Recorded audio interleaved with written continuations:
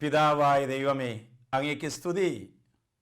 പുത്രനായ ദൈവമേ, അവിടത്തേക്ക് ആരാധന. പരിശുദ്ധാത്മാവായ ദൈവമേ, അങ്ങേക്ക് മഹത്വം. നിത്യം പിതാവും പുത്രനും പരിശുദ്ധാത്മാവുമായ സർവേശ്വര, നിന്റെ തിരുമുമ്പിൽ തിരുവചന ധ്യാനത്തിനായി കാത്തിരിക്കുന്ന മക്കളെ പൂർണ്ണമായി നീ ഏറ്റെടുക്കണമേ. നിന്റെ ഹൃദയത്തിന് അനുരൂപരായി ഞങ്ങൾ മാറട്ടെ. കർത്താവിൻ്റെ വചനത്താൽ ഞങ്ങൾ ഓരോരുത്തരും പ്രബുദ്ധരായി തീരുവാൻ ഇടവരുത്തണമേ. ആമേൻ. മക്കളെ, ഇന്ന് നമ്മുടെ ധ്യാനത്തിനായി ദൈവത്തിൻ്റെ പരിശുദ്ധാത്മ തന്നിരിക്കുന്ന വചനം വെളിപാടിൻ്റെ പുസ്തകം 2-ാം അധ്യായം 20-ാം വാക്യം. ഇതാ ഞാൻ നിന്റെ വാതിലിൽ മുട്ടുന്നു, ആരെങ്കിലും എൻ്റെ സ്വരം കേട്ട് വാതിൽ തുറന്നു തന്നാൽ ഞാൻ അവൻ്റെ അടുത്തേക്ക് വരും, ഞങ്ങൾ ഒരുമിച്ച് ഭക്ഷണം കഴിക്കുകയും ചെയ്യും. പ്രിയപ്പെട്ട മക്കളെ, ഇതാ ദൈവമായ കർത്താവ് നമ്മുടെ വീടിൻ്റെ മുറ്റത്ത് വന്നു നിൽക്കുന്നത് കണ്ടേൻ. ഇതാ യേശു നമ്മുടെ പ്രധാന കവാടം തുറന്ന് നമ്മുടെ പ്രാർത്ഥനാ മുറിയിലേക്ക് വരുന്നത് ഒന്ന് ഭാവനയിൽ ദർശിച്ചേൻ. വഴിയും സത്യവും ജീവനുമായ ഈശോ മനുഷ്യ മക്കളെ വളരെയധികം സ്നേഹിക്കുന്നുണ്ട്. എല്ലാവർക്കും ജീവിക്കാനായിട്ട് ആഗ്രഹമുണ്ട്. എങ്ങനെ ജീവിക്കണമെന്ന് അവർക്കറിയില്ല. എങ്ങനെ ജീവിക്കണമെന്ന് അറിയില്ലെങ്കിൽ എങ്ങനെയെങ്കിലും അവരങ്ങോട്ട് ജീവിച്ചു തീർക്കും. മനസ്സിലായോ? ഏത് വഴിയിലൂടെ പോകണമെന്ന് അറിയാത്തവർ കിട്ടിയ വഴിയിലൂടെ പോകും. അത് നന്മയാണോ തിന്മയാണോ എന്ന് അവർ ചിന്തിക്കുന്നില്ല. അവർക്ക് കിട്ടിയ വഴിയിലൂടെ അവർ പോകും. എന്ത് ചെയ്യണമെന്ന് അറിയാത്തവർ എന്തും ചെയ്യാൻ മടിക്കില്ല. കൊലപാതകമോ വ്യഭിചാരമോ കളവോ മോഷണമോ എന്തും ചെയ്യാനായിട്ട് അവർ മടിക്കുകയില്ല. എന്താ നമ്മൾ കേട്ടത്? കർത്താവ് നമ്മുടെ ജീവിതത്തിലേക്ക് കടന്നു വരുമ്പോൾ എങ്ങനെ ജീവിക്കണമെന്ന്, ഏത് വഴിയിലൂടെ പോകണമെന്ന്, എന്തു ചെയ്യണമെന്ന് കർത്താവ് നമുക്ക് നിർദ്ദേശങ്ങൾ തരും. മക്കളെ, പരാജയമല്ല ജീവിതത്തിൻ്റെ പ്രശ്നം. പരാജയത്തിന് ശേഷമുള്ള മനോഭാവം, തീരുമാനം, പ്രവൃത്തി, അതാണ് ജീവിതത്തെ നിയന്ത്രിക്കുന്നത്. നമ്മുടെ ജീവിതം എന്ത് പരാജയം ഉണ്ടായിക്കൊള്ളട്ടെ, പരാജയത്തിന് ശേഷമുള്ള നമ്മുടെ മനോഭാവം, നമ്മുടെ പ്രവൃത്തി, നമ്മുടെ സംസാരം, നമ്മുടെ പെരുമാറ്റ രീതി, അവിടെയാണ് ദൈവം ഇടപെടുന്നത്. ഓർമ്മിക്കുന്നില്ലേ? ലൂക്കയുടെ സുവിശേഷം 10-ാം അധ്യായം 38-ാം വാക്യത്തിൽ ഈശോ ഇങ്ങനെ കടന്നു പോകുന്ന വഴി, അങ്ങനെ നടന്നു പോകുന്ന വഴി ഒരു ഗ്രാമത്തിൽ പ്രവേശിച്ചു. അവിടെ മർത്ത എന്ന് പറഞ്ഞ ഒരുവൾ ഉണ്ടായിരുന്നു. അവൾ അവനെ സ്വഭവനത്തിൽ സ്വീകരിച്ചു. അവൾക്ക് മറിയം എന്ന് പറയുന്ന സഹോദരി ഉണ്ടായിരുന്നു. അവൾ കർത്താവിൻ്റെ പാദാന്തികത്തിലിരുന്ന് വചനം കേട്ടുകൊണ്ടിരുന്നു.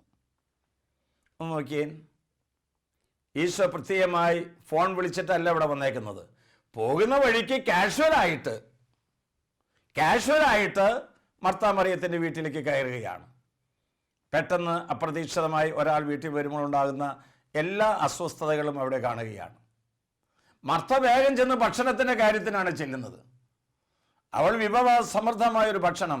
കർത്താവ് ഇതൊന്നും ആഗ്രഹിക്കുന്നില്ല. മറിയം എന്ത് ചെയ്തു? യേശുവിൻ്റെ പാദാന്തികത്തിലിരുന്ന് വചനം ശ്രവിച്ചുകൊണ്ടിരുന്നു. യേശു എന്താ പറഞ്ഞത്? മർത്ത, നീ പല കാര്യങ്ങളെക്കുറിച്ച് ആകുലചിത്തയായിരിക്കുന്നു, മറിയം നല്ല ഭാഗം തിരഞ്ഞെടുത്തിരിക്കുന്നു. ഈ വചനത്തിൽ നിന്നും തന്നെ നമുക്കൊരു കാര്യം മനസ്സിലാകും.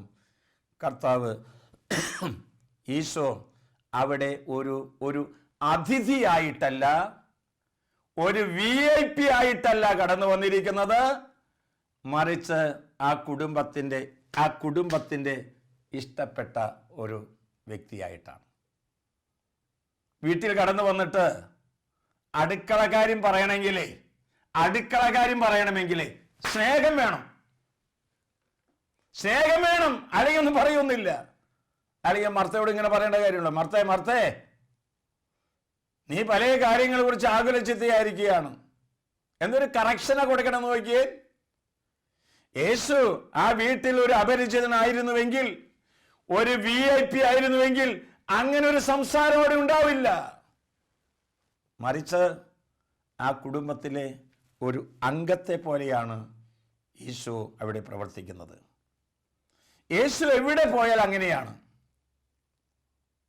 അന്ധന്മാര്, കുരുടന്മാര്, വ്യഭിചാരികള് എന്ന് വേണ്ട കുഷ്ഠരോഗികള് ഇവിടേക്ക് കടന്നു ചെല്ലുമ്പോൾ ഒരു അപരിചിതനെ പോലെയല്ല ഈശോ അവിടെ പെരുമാറുന്നത്. മറിച്ച് അവരിൽ ഒരുവനായി അവർക്ക് ആവശ്യമായിരിക്കുന്ന വചനങ്ങൾ കൊടുക്കുകയാണ്. എല്ലാവരെയും മാനസാന്തരത്തിലേക്ക് കൊണ്ടുവരുവാനായിട്ട് അവിടെ നിന്ന് ആഗ്രഹിക്കുകയാണ്.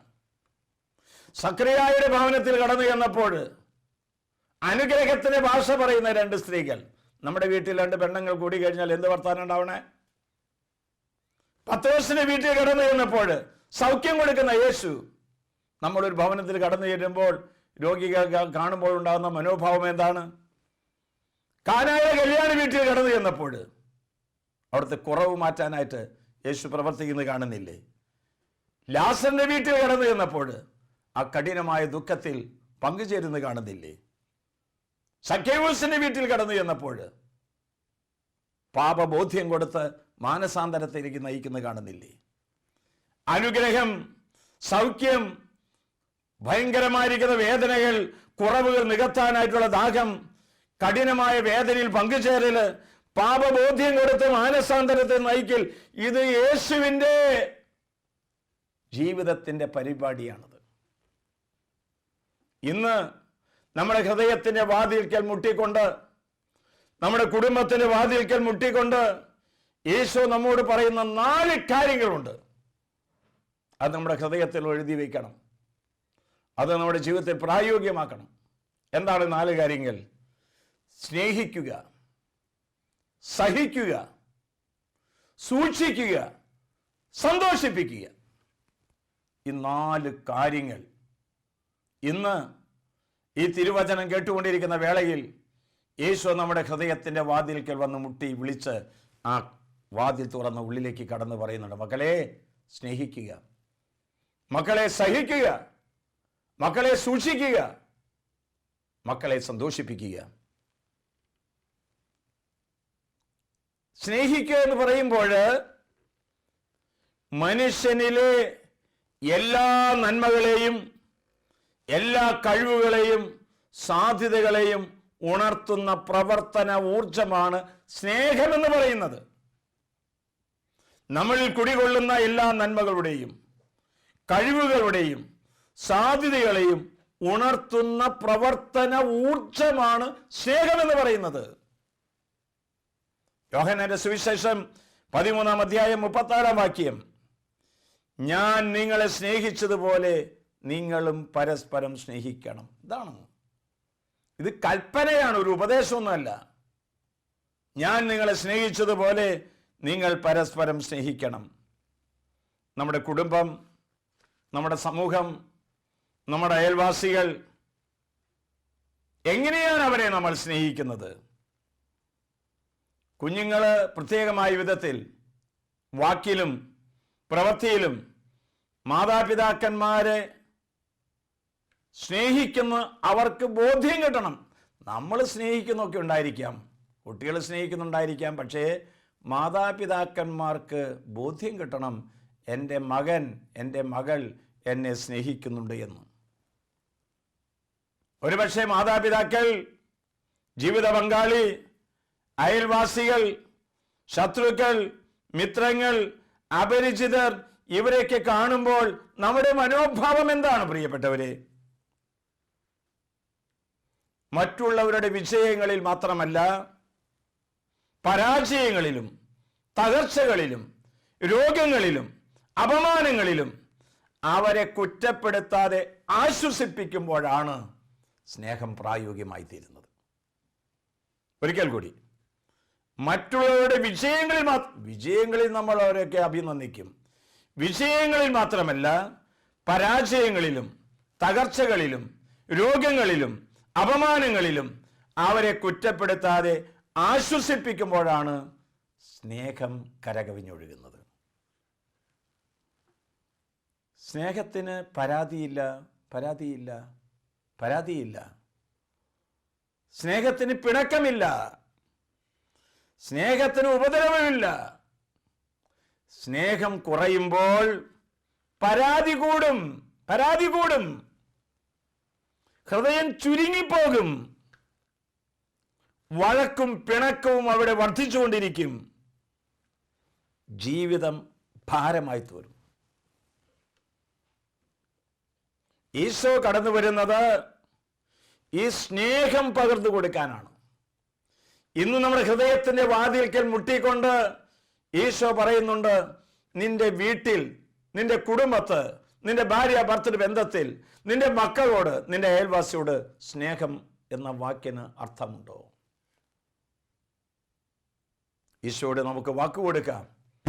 എൻ്റെ ഹൃദയത്തിൽ മുട്ടി വിളിച്ചുകൊണ്ട് എന്നോട് സംസാരിക്കുന്ന കർത്താവിനോട് നമുക്ക് വാക്ക് കൊടുക്കാം. എന്ത് വില കൊടുത്തും സ്നേഹം പ്രായോഗികമാക്കുമെന്ന്. സ്നേഹിക്കുക. രണ്ടാമത്, ദൈവമായ കർത്താവ് നമ്മുടെ ഹൃദയത്തിൽ തട്ടി നമ്മോട് പറയുന്നത് സഹിക്കുക എന്നുള്ളതാണ്. സഹനം നമ്മുടെ ജീവിതത്തിൻ്റെ ഭാഗമാണ്. ഏത് വ്യക്തികളാണെങ്കിലും, ചെറിയവരായാലും വലിയവരായാലും, സഹനം നമ്മുടെ ജീവിതത്തിലുണ്ട്. ജീവിതത്തിലെ ഇല്ലായ്മകളെയും പോരായ്മകളെയും സഹിക്കാൻ പഠിക്കണം പ്രിയപ്പെട്ടവരെ. നമ്മൾ ജീവിതത്തിലുണ്ടാകുന്ന സഹനങ്ങൾ നിത്യതയിലേക്കുള്ള യാത്രയാണ് എന്ന് നമുക്ക് മനസ്സിലാക്കാനായിട്ട് കഴിയണം. രോഗങ്ങൾ, കടബാധ്യതകൾ, തകർച്ചകൾ, പട്ടിണി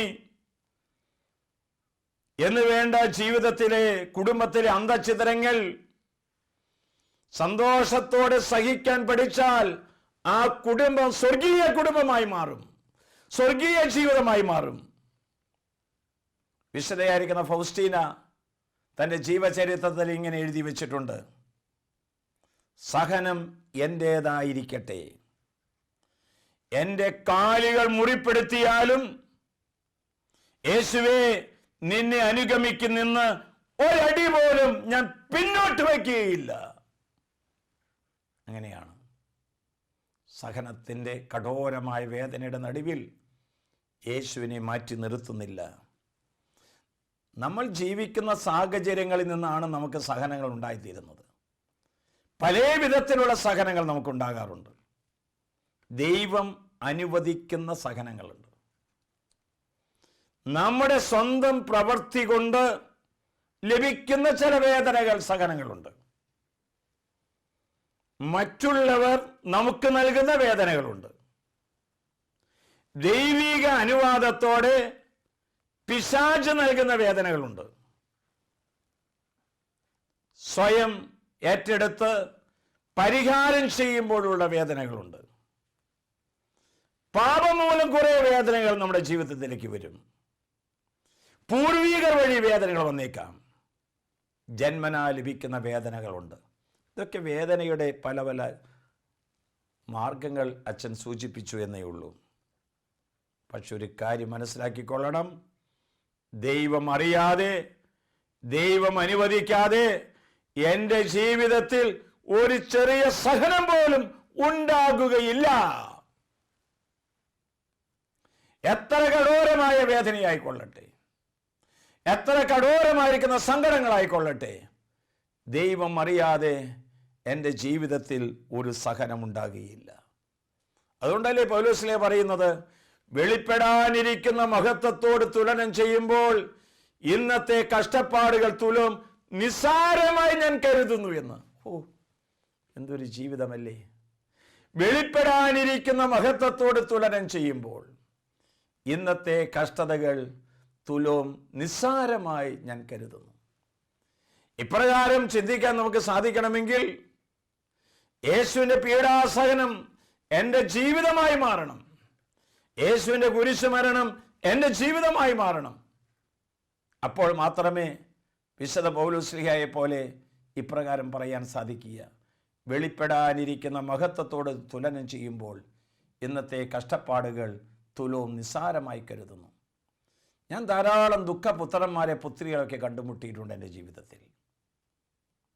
ഇന്ന് ഞാൻ നിങ്ങളുടെ മുമ്പിൽ നിൽക്കുന്നത് കുറേ വ്യക്തികളുടെ സഹിക്കുന്ന വിധം കണ്ടിട്ട് ദൈവത്തെ മഹത്വപ്പെടുത്താൻ ധാരാളം അവസരങ്ങൾ നൽകിയിട്ടുണ്ട്. ശരീരം മുഴുവൻ വേദന കൊണ്ട് പുളയുന്നവർ, മരണം പാർത്തു നിൽക്കുന്ന സമയത്തും ദൈവത്തിൻ്റെ മുഖത്ത് നോക്കി സുസ്മേരവതരയായി നിൽക്കുന്ന എത്രയോ ജീവിതങ്ങളെ ഞാൻ കണ്ടിട്ടുണ്ടെന്നറിയാമോ? ആശുപത്രികളിലും ഭവനങ്ങളിലും ജെറുസലേം വചനക്കൂടാരത്തിലും വരുന്ന ഒട്ടനവധി വ്യക്തിയുടെ ദുഃഖങ്ങളുടെ മുമ്പിൽ ഇങ്ങനെ കൈകൾ കൂപ്പി നിൽക്കാനേ സാധിക്കൂ. കാരണം അവർ ജീവിതത്തിൽ അഭിമുഖീകരിക്കുന്ന പ്രതിസന്ധിയുടെ മുമ്പിൽ ദൈവമേ ഇത് എങ്ങനെയാണ് സാധിക്കുന്നതെന്ന് പലപ്പോഴും ഞാൻ ചിന്തിച്ചിട്ടുണ്ട്.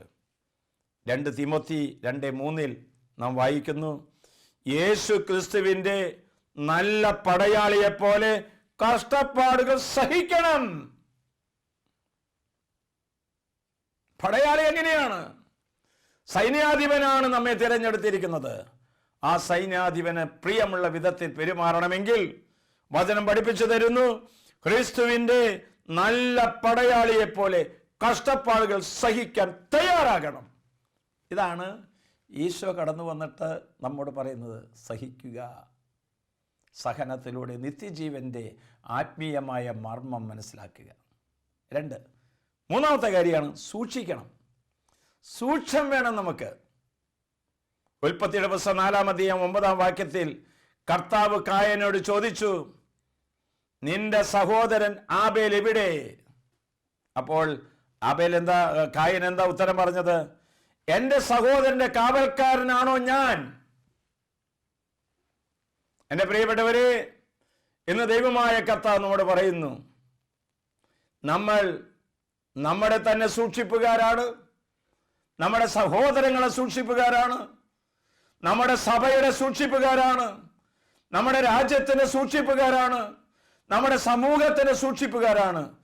ഈ സൂക്ഷ്മത എന്തുമാത്രം നമ്മുടെ ജീവിതത്തിൽ ഉണ്ടായിട്ടുണ്ട്. ഞാൻ എന്നെ തന്നെ സൂക്ഷിക്കുന്നുണ്ടോ? തിന്മയിൽ വീഴാതെ, പാപത്തിൽ വീഴാതെ, അതുപോലെ തന്നെ എല്ലാ വിധത്തിലുള്ള പൈശാചികമായ ബന്ധനത്തിൽ വീഴാതെ ഞാൻ എന്നെ തന്നെ കാത്തു സൂക്ഷിക്കുന്നുണ്ടോ? നിന്റെ കൂട്ടുകെട്ടുകൾ എവിടെയാണ്? നിന്റെ സംസാര രീതി എന്താണ്? നീ ചിന്തിക്കാറുണ്ടോ പ്രിയപ്പെട്ടവരെ? ഞാൻ എന്നെ തന്നെ സൂക്ഷിക്കണം. നമ്മുടെ സൂക്ഷ്മക്കുറവ് കൊണ്ട് എനിക്കോ ഞാനുമായി ബന്ധപ്പെട്ടവർക്ക് ഒരു അപകടമോ ഒരു നാശമോ ഉണ്ടാകാൻ പാടില്ല. അതാണ് ദൈവം നമ്മോട് ആവശ്യപ്പെടുന്നത്. സൂക്ഷിക്കുക. ദൈവഭക്തന്മാരുടെ ചുറ്റും മാലാഖമാർ കാവൽ നിൽക്കുന്നുവെന്ന് വചനത്തിൽ നമ്മൾ വായിച്ചിട്ടില്ലേ? ഇന്ന് ഈശോ ചോദിക്കുന്നുണ്ട്, വചനം നമ്മോട് ഓർമ്മപ്പെടുത്തുന്നുണ്ട്, വഞ്ചന നിറഞ്ഞ ആസക്തികളാൽ കലുഷിതമായിരിക്കുന്ന പഴയ മനുഷ്യനെ ദൂരെ വലിച്ചെറിയാറുണ്ടോ? മറ്റുള്ളവരെ സഹായിക്കാൻ വേണ്ടി ഞാൻ നിനക്ക് തന്ന ആരോഗ്യമുള്ള കൈകൾ, മറ്റുള്ളവർക്ക് താങ്ങായി നിൽക്കാനായിട്ട് ഞാൻ തന്ന കൈകൾ, നീ അതുകൊണ്ട് എന്താണ് ഇന്ന് പ്രവർത്തിച്ചുകൊണ്ടിരിക്കുന്നത്? ദൈവസ്വരം ശ്രവിക്കാൻ, ദൈവവചനം കേൾക്കാനായിട്ട് ഞാൻ തന്ന കാതുകൾ ഇന്ന് നീ എങ്ങനെയാണ് ഉപയോഗിക്കുന്നത്? സൃഷ്ടാവായ ദൈവത്തെ മഹത്വപ്പെടുത്തുവാൻ തമ്പുരാൻ നൽകിയിരിക്കുന്ന പ്രമാണങ്ങളും തിരുസഭയുടെ കൽപ്പനകളും അനുസരിക്കാൻ നീ എന്താണ് ചെയ്തുകൊണ്ടിരിക്കുന്നത്? നീ സൂക്ഷിക്കണം. നീ ജാഗ്രതയുള്ളവനായി തീരണം. ഞാൻ വിശ്വസിച്ചാണ് നിനക്കൊരു ജീവിത പങ്കാളിയെ നൽകിയത്. ഞാൻ വിശ്വസിച്ചാണ് നിനക്ക് മക്കളെ നൽകിയത്. ഞാൻ വിശ്വസിച്ചാണ് നിനക്ക് സമ്പത്ത് നൽകിയത്. ഞാൻ വിശ്വസിച്ചാണ് നിനക്ക് ആരോഗ്യം നൽകിയത്. ഇന്ന് നീ എന്തുമാത്രം നിന്നെ തന്നെ സൂക്ഷിക്കുന്നുണ്ട്? ഈശോ നമ്മുടെ ഹൃദയത്തിൻ്റെ കവാടത്തിൽ മുട്ടുന്നത് സൂക്ഷിക്കുക എന്നുള്ള സന്ദേശവുമായിട്ടാണ്. അവസാനമായിട്ട് കർത്താവ് നമ്മുടെ ഹൃദയത്തിൽ മുട്ടി നമ്മോട് പറയുന്നത് സന്തോഷിപ്പിക്കുക. മറ്റുള്ളവർക്ക് സന്തോഷം കൊടുക്കുക. ലൂക്കയുടെ സുവിശേഷം വചനം ഓർമ്മപ്പെടുത്തുന്നു, സകല ജനത്തിനും വേണ്ടിയിട്ടുള്ള സന്തോഷത്തിൻ്റെ സദ്വാർത്ത ഞാൻ നിങ്ങളെ അറിയിക്കുന്നു. നിങ്ങൾക്കായി ഒരു രക്ഷകൻ യേശു ക്രിസ്തു ഇന്ന് ജനിച്ചിരിക്കുന്നു. സന്തോഷത്തിൻ്റെ സദ്വാർത്ത. നമ്മൾ ഏത് വീട്ടിൽ പോയാലും ഏത് സമൂഹത്തിൽ പോയാലും മറ്റുള്ളവർക്ക് സന്തോഷം നൽകുന്ന വ്യക്തികളായി നമ്മൾ മാറണം.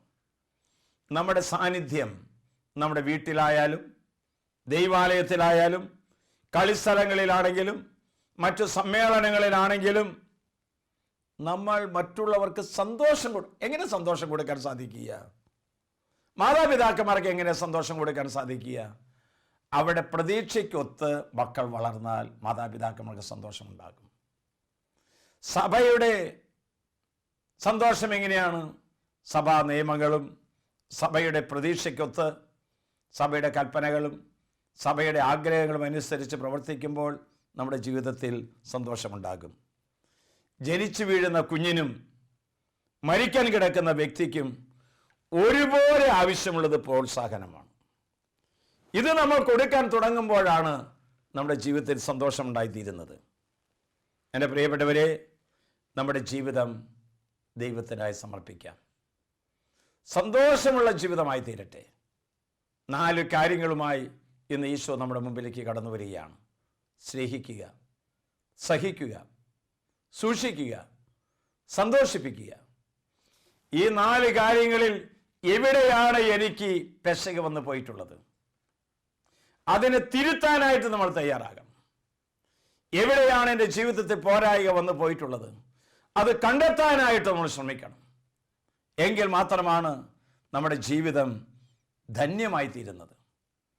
ഈശോയിൽ പ്രിയപ്പെട്ട മക്കളെ, ലോകത്തിൻ്റെ വിവിധങ്ങളായ ഭാഗങ്ങളിൽ ഇരുന്നു കൊണ്ട് ഈ വചനം ശ്രവിക്കുമ്പോൾ എൻ്റെ വീട് യഥാർത്ഥത്തിൽ സ്നേഹത്തിൻ്റെ ഒരു ഭവനമാണോ? എനിക്കുണ്ടാകുന്ന ചെറുതും വലുതുമായ സഹനങ്ങളിൽ ദൈവത്തിൻ്റെ തിരിഹിതം നിറവേറ്റാൻ ഞാൻ ശ്രമിക്കാറുണ്ടോ? ഞാൻ പോകുന്ന വഴികളിലും സഞ്ചരിക്കുന്ന വഴികളിലും എന്നെ തന്നെ സൂക്ഷ്മത്തോടു കൂടിയിട്ടാണ് ഞാൻ വ്യാപരിക്കുന്നത്. മറ്റുള്ളവരുടെ ജീവിതത്തിൽ എന്തുമാത്രം സന്തോഷം നൽകാനായിട്ട് ഞാൻ ഇടവരുത്തിയിട്ടുണ്ട്. നമുക്ക് കണ്ണുകൾ അടയ്ക്കാം, നമുക്ക് കരങ്ങൾ കൂപ്പാം, ദൈവത്തിൻ്റെ സന്നിധിയിൽ നമ്മെ തന്നെ സമർപ്പിക്കാം. ദൈവമായ കർത്താവേ, നിന്റെ തിരുമുമ്പിൽ ഞങ്ങളിവിടെ ആയിരിക്കുമ്പോൾ എൻ്റെ ഹൃദയത്തിൽ നിന്നും വറ്റിപ്പോയ സ്നേഹം, എൻ്റെ കുടുംബത്തിൽ നിന്നും പടിയിറങ്ങിപ്പോയ സ്നേഹം, എൻ്റെ സ്ഥാപനത്തിൽ നിന്നും വഴിമാറിപ്പോയ ജീവിത സൗഭാഗ്യങ്ങൾ വീണ്ടും തിരിച്ചു തരണമേ. സ്നേഹത്തിൻ്റെ ഒരു ആലയമായി മാറട്ടെ. ഞങ്ങളുടെ ജീവിതത്തിലുണ്ടാകുന്ന ചെറുതും വലുതുമായ സഹനങ്ങളിൽ കർത്താവിൻ്റെ പീഡാസഹനോട് ചേർന്ന് സഹിക്കുവാനായിട്ടുള്ള ശക്തി ഞങ്ങൾക്ക് തരണമേ. അതുവഴിയായി എന്നിലും എൻ്റെ ഹൃദയത്തിലും എൻ്റെ കുടുംബത്തിലും സമൂഹത്തിലും ദൈവത്തിൻ്റെ ശാന്തിയും സമാധാനം നിറയുവാൻ ഇടവരുത്തണമേ. കർത്താവ് നമ്മുടെ ഹൃദയത്തിൻ്റെ വാതിൽക്കൽ മുട്ടുന്നു. ആരെങ്കിലും വാതിൽ തുറന്നു തന്നാൽ ഉള്ളിൽ കടന്ന് അവനോട് ഒരുമിച്ച് ഭക്ഷണം കഴിക്കാൻ ആഗ്രഹിക്കുന്ന ദൈവമാണ്. നിത്യം പിതാവും പുത്രനും പരിശുദ്ധാത്മാവുമായി സർവേശ്വര എന്നേക്കും. ആമേൻ.